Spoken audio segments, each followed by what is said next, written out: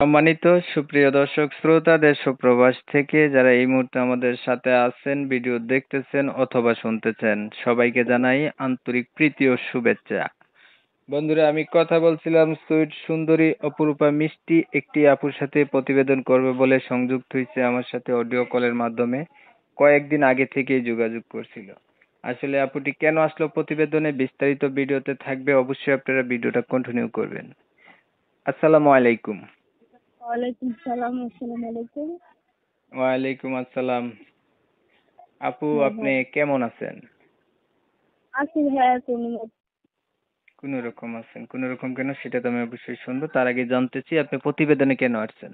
আমি প্রতিবেদনে আইছি একটা মতো মানুষের জন্য, যে আমার সারা জীবনের দায়িত্ব নেবে, আমার সুখে দুঃখে আমার জীবন সাথী হবে, সারা জীবন আমার পাশে থাকবে। আমার ফ্যামিলিতে বলতে গেলে আমার ছোট একটা বোন আছে, আর মা আছে, আর বাবা নেই, বুঝছেন। বাবা বিয়ে করে চলে গেছে আমাদেরকে ফালাই দিয়ে। আমি বাসা বাড়িতে কইরা খাই, মানুষের বাসা বাড়িতে। মানুষের বাসা বাড়িতে কাজ করে খান, বাবা হচ্ছে ফালাই দিয়া চলে গেছে গে আপনাদেরকে, হ্যাঁ? হ্যাঁ হ্যাঁ, থাকেন কার কাছে? থাকি আমার আম্মুর কাছে। আপনার মা আছে না? হ্যাঁ, মা আছে। এখন আপনি চাচ্ছেন একটা মানুষ যাকে, যে আপনার দায়িত্ব নিয়ে পাশে থাকবে, আপনাকে বিয়ে করবে, এমন? হ্যাঁ হ্যাঁ, দর্শক সে শ্রোতা, আমাকে, হ্যাঁ হ্যাঁ, বলেন।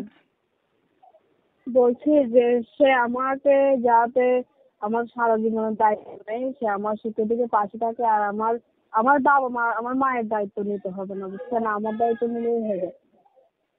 যে বিয়ে করবে সে তো আপনাকে দায়িত্বই নেবে, তাই না? আমার দায়িত্ব নিলেই হবে। আমি অনেক কষ্ট পেয়ে বড় হয়েছি, একটা মহিলা মানুষ কাজ করে খায়, বোঝেন না কতটা কষ্ট পেয়ে আমি বড় হয়েছি। প্রিয় দর্শক শ্রোতা, আপনারা কিন্তু অলরেডি জেনে গেছেন এই আপুটি কেন আসছে প্রতিবেদনে। তবে আমি আন্তরিকভাবে দুঃখিত, কমিউনিটি গাইডলাইনের কারণে ওনার নাম ঠিকানা এগুলা নিতে পারতেছি না। অবশ্যই ওনার কাছ থেকে আপনারা জানবেন।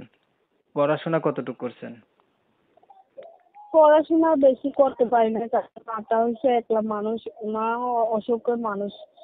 আর অপারেশন করা হয়েছে, তো উনি তো অনেক অসুস্থ, ওরকম কাজ বাজ করে খাওয়াইতে পারিনি, তাই পড়ালেখার খরচটাও চালাতে পারিনি, বুঝছেন। বাবা একটা আমাদের সামনে বিয়ে করে চলে গেছে আমাদের ফালাই দিয়ে, তারপরে মা এইটা টেনশনে আরো বেশি অসুস্থ হলো, তারপরে মায়ের অপারেশন হলো। মা কিভাবে আমাদেরকে পড়ালেখা করাবে, কিন্তু আমার অনেক আশা আশা ছিল যে আমিও পড়ালেখা করবো, কিন্তু করতে পারিনি। কতটুকু করছেন? এই অল্প পড়ালেখা করছি, বলা যাবে না। আচ্ছা, নাম টাম জানেননি? নাম ঠিকানা লিখতে পড়তে পারেন? হ্যাঁ, পারি।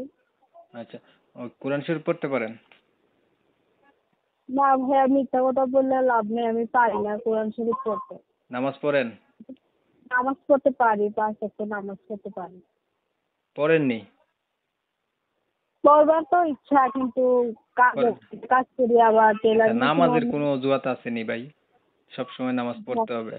নামাজের কোনো অজুহাত নাই।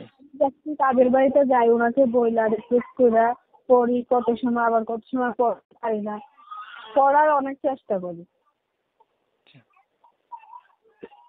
এই পর্যন্ত প্রতিবেদন কয়টা করছিলেন? আর কখনো আসেনি এই প্রতিবেদনে, অনেকের মুখে শুনলাম এখানে একটা সঠিক মনের মানুষ পাওয়া যায়, তার জন্য আমি প্রতিবেদনে আসছি, বুঝছেন।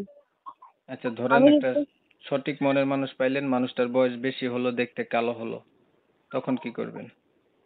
মানুষের গায়ের রং দিয়ে কি ভালোবাসা হয়? সঠিক ভালোবাসা হইলে গায়ের রং কালা ধলা নিয়ে কখনো প্রশ্ন আসে না। আর চেহারার কাছে কিছু না, ভালোবাসাটা হচ্ছে বড় কথা। বুড়া জোয়ান দিয়ে ভালোবাসা হয় না। সে যেরকমই হোক না কেন, সে যদি সত্যিকারের ভালোবাসা আমাকে, আমার আর কিছু লাগবে না। আচ্ছা, বুঝতে পারলাম। আর কিছু বলবেন? না ভাই, আমি একটা রিকোয়েস্ট করি, কেউ আমাকে বাজে মন নিয়ে কখনো ফোন দেয় না, যাতে আমার বাজে কথা বলে না, যাতে, বুঝছেন। আমি একটা ঠিক ভালো আছে, মানুষ। আপনি হচ্ছে ভালো থাকবেন। প্রিয় দর্শক শ্রোতা, আপনারা জানছেন অথবা শুনছেন উনি কেন আসছে ভিডিওতে। এখন হচ্ছে আপনারা জানেন আমি সবসময় এমন ভিডিওগুলা দিয়ে যাই। এখন উনার কথাবার্তা শুনে যাদের কাছে ভালো লাগছে, ভালো পাইছেন, বা উনার সাথে যোগাযোগ করতে ইচ্ছুক, অবশ্যই কথাবার্তা বলবেন, যা আরো উনার সম্পর্কে বিস্তারিত জানতে পারবেন। আমি হচ্ছে আপনারা অনেক সময় নিয়ে আপনাদের মূল্যবান সময় নষ্ট করছেন, ধৈর্য ধরছেন, কষ্ট করে আমার চ্যানেলে থাইকে আমার ভিডিও দেখছেন, এর জন্য প্রত্যেককেই জানাই এমএসকে টিভির পক্ষ থেকে অসংখ্য ধন্যবাদ।